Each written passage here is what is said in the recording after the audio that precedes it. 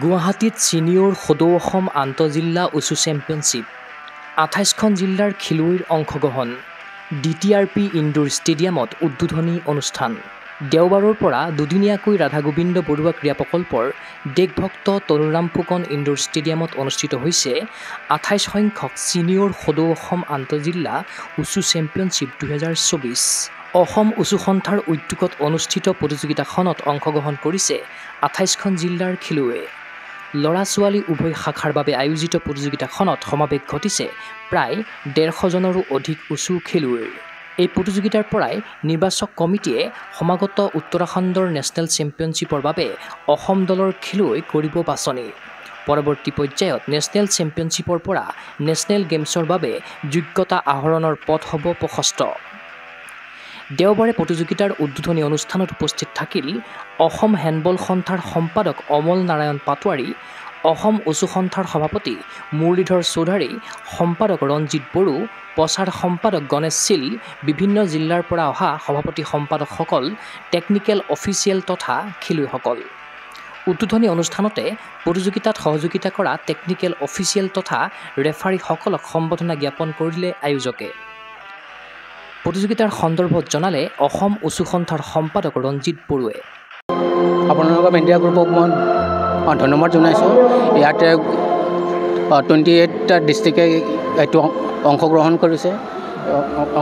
সেইকাৰণে মই গোটেইখিনি ডিষ্ট্ৰিক্টৰ অফিচিয়েল আৰু প্লেয়াৰসকলক মই এইটো ধন্যবাদ জনাইছোঁ যাতে তেওঁলোকে ইয়াতে ভালকৈ খেলটো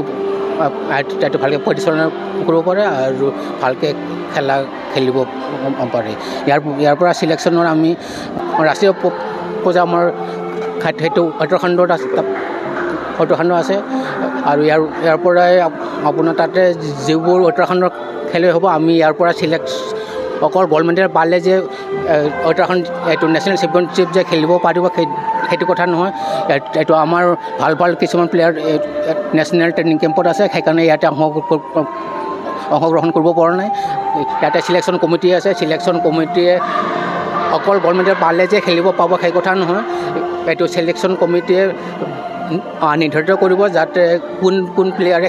এইটো নেশ্যনেল চেম্পিয়নশ্বিপ খেলিব পাৰিব আমি ইণ্ডিয়ান অলিম্পিকৰ এইটো চাৰ্কুলাৰ মতে আমি গম পাইছোঁ যে নৱেম্বৰ ডিচেম্বৰৰ ভিতৰত খেলা পাতিব পাৰে আমাৰ গোটেইখিনি এখানে আছে ৱেটত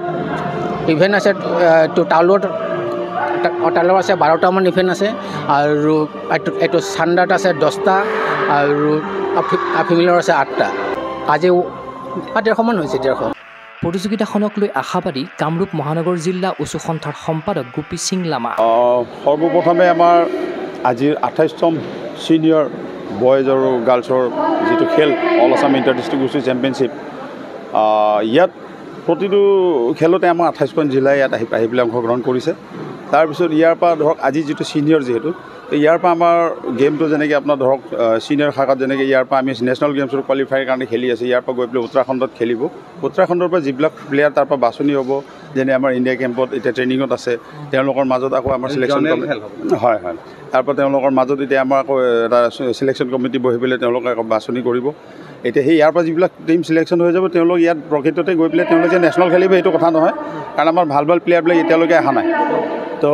সেইভাৱে ধৰক আজি যিখন খেল চলিব ইয়াৰ পৰা আমি এটা বাছনি কৰি আছোঁ টিম নেক্সট আকৌ যিটো চিলেকশ্যন হ'ব তাতে আমি আৰু ভাল যিবিলাক প্লেয়াৰ আহিব তেওঁলোকৰ মাজত আকৌ বাছনি কৰি আমি ভাল প্লেয়াৰ এটা গঠন কৰি পেলাই আমি নেশ্যনেল লেভেললৈকে পঠিয়াম ইয়াত সৰ্বমুঠ টেকনিকেল কিমান আছে আমাৰ ইয়াত আজি আৰু কালি মিলাই পেলাই প্ৰায় আমাৰ 50 জন আছে ক্ৰীড়া অনুৰাগীৰ আশা 28 সংখ্যক ছিনিয়ৰ সদৌ অসম আন্তঃজিলা উচু চেম্পিয়নশ্বিপ 2024 হওক সাফল্যমণ্ডিত নেশ্যনেল গেমছৰ বাবে অসমৰ পৰা নিৰ্বাচিত হওক অভিলেখ সংখ্যক উচু খেলুৱৈ চিন্ময় বৰাৰ প্ৰতিবেদন গগো স্পৰ্টছ এনে